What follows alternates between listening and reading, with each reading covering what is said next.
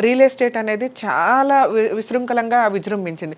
ప్రతి ఒక్కళ్ళు ప్రమోట్ చేస్తున్నారు. అవి ప్రాపర్‌గా ఉన్నాయా లేదా వాళ్ళకి తెలియదు. వాళ్ళు ప్రమోషన్స్ కోసం అని చెప్పి సెలబ్రిటీలు గాని, ఇన్‌ఫ్లుయెన్సర్స్ గాని వాళ్ళకి తోచింది వాళ్ళేదో ప్రమోట్ చేస్తున్న సందర్భంలో అది ప్రాపర్ డాక్యుమెంటేషనా కాదా?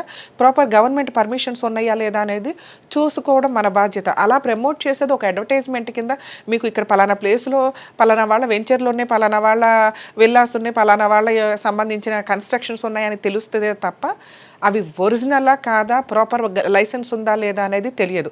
ఆ తర్వాత వాళ్ళ మీద కేసులేసుకొని ఆడవటం వల్ల ఉపయోగం లేదు కాబట్టి, ఒకవేళ ఆ ప్లేస్‌కి మీరు వెళ్ళినప్పుడు ఇందాక నేను చెప్పిన అన్ని డాక్యుమెంట్స్, పర్మిషన్స్ ప్రాపర్‌గా ఉన్నాయా లేదా అడగండి. మీకు ఏ ల్యాండ్, ఏ లేఅవుట్ అయితే అలాట్ చేస్తున్నారో అది అగ్రికల్చర్ నుండి రెసిడెన్షియల్ కన్వర్ట్ అయిందా? రెసిడెన్షియల్‌లో కన్‌స్ట్రక్షన్ పర్మిషన్స్ వచ్చినాయా? ఆక్యుపెన్సీ పర్మిషన్ ఉందా లేదా? జీహెచ్ఎంసీ పర్మిషన్ ఉందా లేదా? లింక్ డాక్యుమెంట్లు ప్రాపర్‌గా ఉన్నాయా లేదా?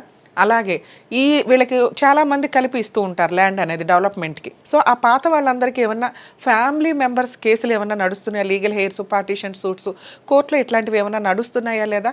ఇవన్నీ మీరు ఎంక్వైరీ చేసుకోవాల్సిందే. డెవలపర్స్ చెప్పేది నమ్మి మీరు హడావుడిగా వెళ్ళిపోవద్దు.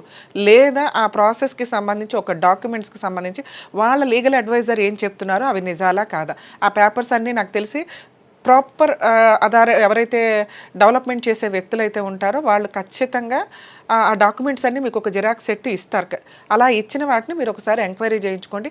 అన్నీ ప్రాపర్‌గా ఉంటేనే కొనుక్కోండి. ఆ తర్వాత ఇబ్బంది పడి అరే బాబు ఇవంతా లాస్ కోట్ల చుట్టూ తిరుగుతామంటే కష్టపడి సంపాదించిన అమౌంట్ అంతా కూడా లాస్ అవుతది. అది జీహెచ్ఎంసీలు అంటే హైదరాబాద్ లోపలికి సంబంధించినవైనా, ఔట్‌స్కట్స్‌కి సంబంధించినవైనా గానీ ప్రాపర్ గవర్నమెంట్ పర్మిషన్స్ ఉన్న వాటిని మాత్రమే కొనుక్కోవాలి.